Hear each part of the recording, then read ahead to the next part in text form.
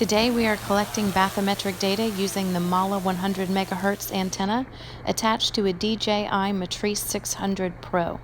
I would like to thank Mississippi State for helping us out both in flying the drone and providing us a location to collect these bathymetric data samples.